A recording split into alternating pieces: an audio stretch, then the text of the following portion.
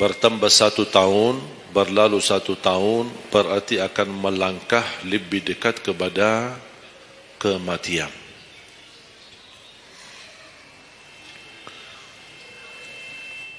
Sebenarnya bukan berapa usia kita, tapi apa isi usia kita. Isinya apa? Dan sebagaimana Rasulullah SAW menjelaskan di hadis yang sahih, di hari kiamat tidak akan tergeser kaki seorang sambil ditanya oleh Allah 4 pertanyaan.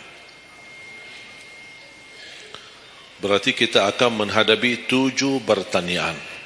3 di kuburan, menghadap munkar nakir, man rabbuka, ma dinuka, man nabiyuka.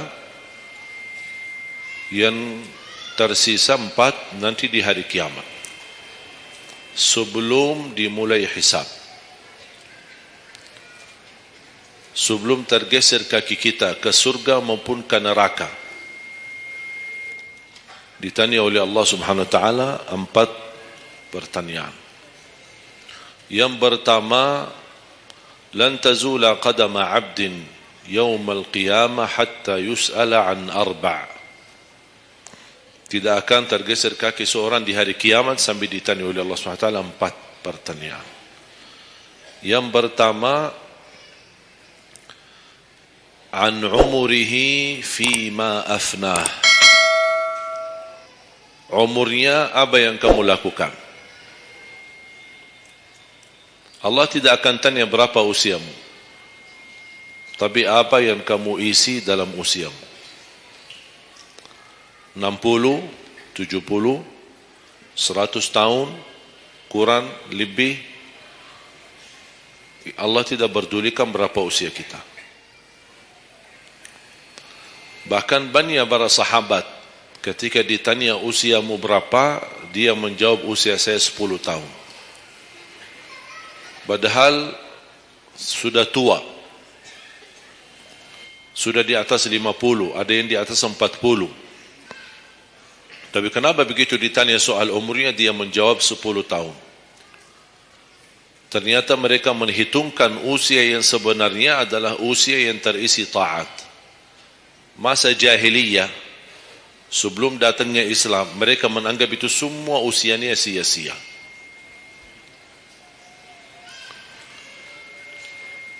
Berarti kalau ada orang muslim tidak salat sama sekali sampai usia 50 tahun, semua usianya sia-sia. Karena tidak ada ibadah satupun yang diterima kalau tidak pernah salat. Biarpun dia haji setiap tahun, puasa setiap Ramadan, dia bersedekah berinfak setiap hari, tapi tidak pernah salat 5 waktu sama sekali, sia-sia amalannya. Karena pertama yang akan dihisab oleh Allah salatnya. Kalau salat itu beres, baru akan ditanya yang lain. Kalau salatnya tidak ada, Allah tidak perlu bertanya yang lain. Makanya saya selalu berkata, khususnya para pemuda-pemudi, seberapapun dosamu, jangan tinggalkan salat. Sebesar apapun dosamu, jangan tinggalkan salat. Karena salat itu ibadah yang langsung menyambungkan kita sama Allah. Tali hubungan kita sama Allah. Kalau tali hubungan kita sama Allah terputus, tidak ada tali yang bisa sambung lagi. Dan selama anda menjaga salat, berarti masih ada harapan masuk dalam golongan yang akan diampuni Allah. Ada ampunan, ada harapan ampunan. Tapi kalau tidak salat, terus bagaimana Allah ampuni kalau tidak mau bertaubat? Banyak orang berkata, saya malu. Atau dia merasa ada bisikan di hatinya. Buat apa lo salat? Ngapain? Perilaku kamu aja tidak benar. Sama orang tua aja tidak benar. Dosamu tidak pernah henti-henti. Bercuma salat, tidak usah.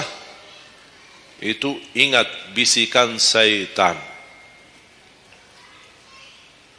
Karena syaitan ingin semuanya sekali-kali rusak. Kalau berbakti baik belum sempurna, masih banyak dosa maksiat, banyak kerusakan yang lain, tapi masih terjaga salatnya, ada harapan diampuni dosanya.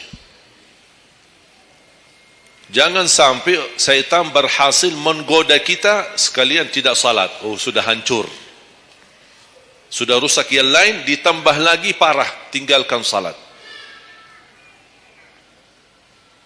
Atau ada orang taubat, selama dia tidak salat, lancar, beres, aman, tidak ada apa-apa. Begitu dia taubat, dia merasa sedih, menyesal, dia mulai menjaga salatnya. Hilang motornya, kehilangan kerjaannya, diuji sama Allah SWT dalam rumah tangganya.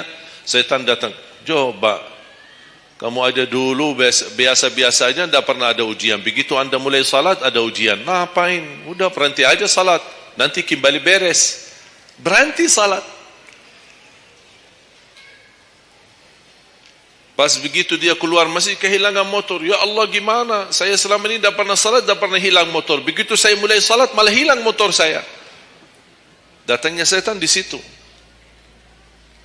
Coba kalau kamu tidak salat, tidak bakal hilang motornya. Akhirnya dia merasa nyesal, dia berhenti. Berarti niatnya bukan taubat.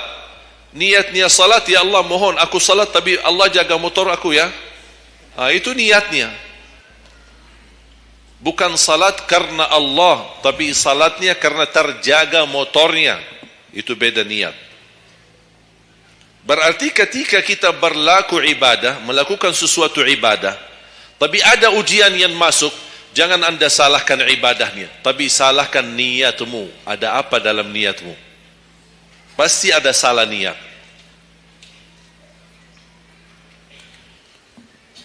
Dan itu inti daripada umur kita. Allah berikan 60 tahun. Kemarin saya hitungkan, kalau standar umur umatku kata Rasulullah kan 60 sampai 70. Itu kira-kira kurang lebih. Ada yang lebih tua, lebih panjang usianya, ada yang lebih muda. Tapi standar kata Rasulullah SAW, a'maru ummati baina 60 wa 70. Standar umur umatku antara 60 sampai 70. Ada yang melebihi dari itu, tapi sedikit sekali dibanding yang lebih muda. Saya kemarin hitungkan 60. Apa yang kita lakukan di dalam usia 60 tahun? Dari lahir sampai balik. Sampai tahun berapa? 15? Kita sepakat 15? 15 tahun. Berarti sebelum balik belum taklif. Sebelum balik belum taklif. Haji boleh tapi tidak wajib, karena syarat haji harus balik. Syaratnya harus balik, walaupun diperintahkan, dibiasakan untuk melaksanakan salat. Tapi anggaplah bedun taklif, belum ada taklif, belum ada kewajiban, berarti 15 tahun itu sia-sia. Dipotonglah dari 60, berapa sisa? 45. Tidur sehari berapa jam? 8? Boleh kita sepakati angka 8? Ya, kita bicara standar. Katanya menurut kesehatan, tidur yang normal dan pas dan cukup adalah 8 jam. Anggaplah 8 jam tidur. Ada yang tidur 12 jam. Ada yang tidur bangun, salat tidur bangun, salat tidur bangun. Kalau hari libur, dia tidur, tidak capek tidurnya. Begitu bangun, ya Allah begal badan saya, tidur lagi.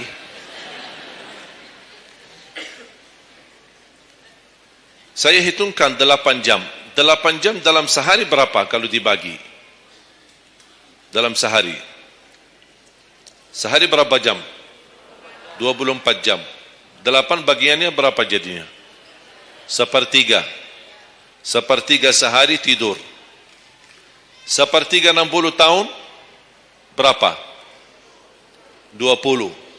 20 tahun ngapain? Tidur.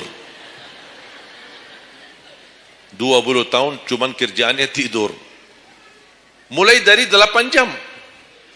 Coba, memang terlihat angkanya tidak terlalu besar. Tapi kalau dihitung dalam usia 60 tahun, 20 tahun tidur. Ditambah 15 belum taklif, Jadi 35. Tersisa berapa dari 60? 25. Cari nafkah dan rezeki. Kerjaan, standar kerja, jam kerja berapa jam? 8. Berarti 60 tahun berapa jam? Berapa tahun kita kerja? 20 tahun. 20 tahun cari menjadi kaya. Tapi 20 tahun masih stres. Tak jadi kaya-kaya. Masih bermasalah. Ditambah habis 20 tahun pensiun, tambah hutang. Belum lagi hutang sana sini. Sekarang semua serba hutang. Dan yang aku heran, kenapa orang Indonesia suka berhutang? Ada masalah sedikit hutang. Sekarang HP cicilan bagus-bagus. Begitu saya kemarin diajak sama teman foto, saya lihat HP ini, Masya Allah HP yang terbaru ini. Maaf Pak, cicilan. Jadi jangan ditipu, jangan tertipu ketika anda melihat handphone baru sama orang, langsung anda baik sangka barangkali cicilan. Tak ada yang sanggup cash. Cash itu 12 juta sampai ada 15 juta. Bawa mobil yang mewah, cicilan. Begitu pindah rumah, cicilan. Jalan-jalan besok juga nikah, cicilan. Semua serba cicilan. Dan terpengaruhi dengan promo sana ini, ada ini non persen, non ini apa, sini beli satu dapat satu, dan semua serba hutang. Tanpa kita sadar, tidak sadar, memang mudah kita awal-awalnya berhutang, tapi begitu sudah jatuh tagihannya pusing. Memang hutang ini bikin aku stres. Ada orang minta sama saya amalan. Ada enggak amalannya supaya saya bisa mengatasi masalah hutang ini? Saya bilang mudah amalannya, jangan berhutang lagi. Sudah selesai. Hutang itu di dalam Islam dibolehkan kalau sudah benar-benar keadaannya darurat. Sudah tidak ada solusi, tidak ada jalan, tidak ada yang bisa bantu, tidak ada yang bisa menolong. Akhirnya terpaksa, dan hati-hati dari riba. Jangan terpaksa nanti beralasan, ya Allah saya terpaksa menggunakan pinjaman bank tapi riba. Pinjam 100 juta kembalikan 120 juta. Dosa besar. Masih lebih ringan dosa zina sama ibu daripada terima uang riba. Nauzubillah min zalik.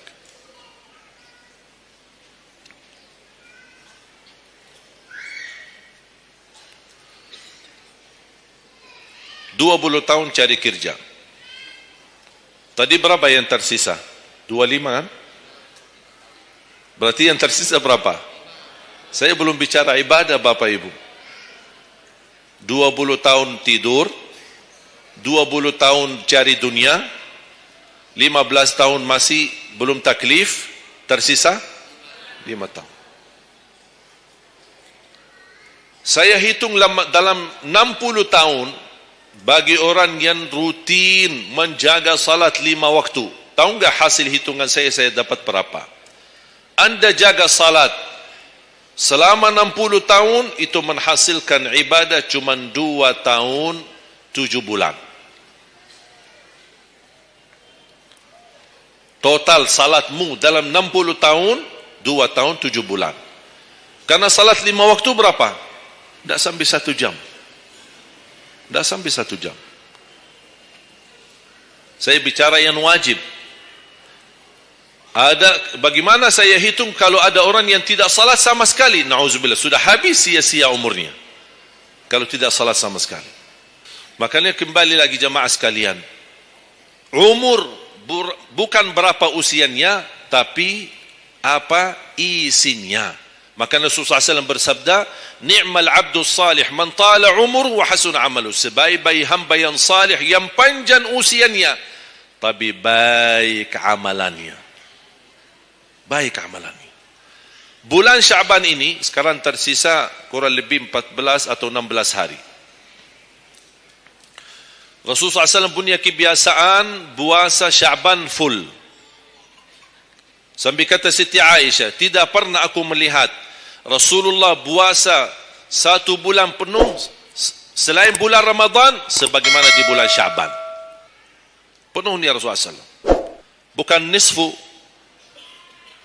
Setiap datangnya Syaban ditanya nisfunya, mana nisfu Syaban? Nisfu. Full Syaban, puasa saja. Di awal boleh, di tengahan boleh, di akhir boleh. Yang tidak boleh, yang tidak pernah puasa Syaban, pas begitu berakhir, mau mendekati Ramadan, seminggu terakhir atau 10 hari terakhir, itu ada sebagian ulama berkata makruh. Kalau sudah 2 hari terakhir bulan Syaban, anda tidak pernah ada puasa sebelumnya, itu dianggap oleh ulama haram. Apalagi kalau sudah jatuhnya di hari keraguan, hari ragu-ragu, kemungkinan ini bisa hari terakhir, kemungkinan bisa masuk Ramadan, isbat Ramadan. Termasuk ibu-ibu dan jamaah sekalian yang masih punya hutang, segera lunasi hutangnya. Jangan begitu sudah mendekat puasa, anda punya hutang 7 hari, tersisa bulan Ramadan 5 hari. Apa? Aku punya hutang 7 hari, sedangkan yang tersisa bulan Ramadan itu tinggal 5 hari lagi mau masuk Ramadan. Aduh, 1 tahun tidak pernah tanya. Begitu sudah mepet baru cari jawabannya. Itu karena hukuman nanti. Tetap diganti puasa yang dari tahun yang lalu. Tetap bayar hutangnya dan kena denda setiap hari kena fidyah. Jadi seandainya anda masih punya hutang dan masuk Ramadan, anda belum lunasi, tetap hutang itu terbawa nanti. Pas habis Ramadan, anda punya kewajiban bayar hutang. Tapi karena anda tunda, mundurkan sampai masuk Ramadan, anda punya kena denda. Ditambah lagi, bukan hanya bayar dengan puasa ganti puasa, tapi ada lagi namanya fidyah. 1 hari 1 orang miskin, diberikan kecukupan makanan. Makanya kembali lagi, yang punya hutang segera lunasi hutangnya. Jangan sia-siakan umurmu.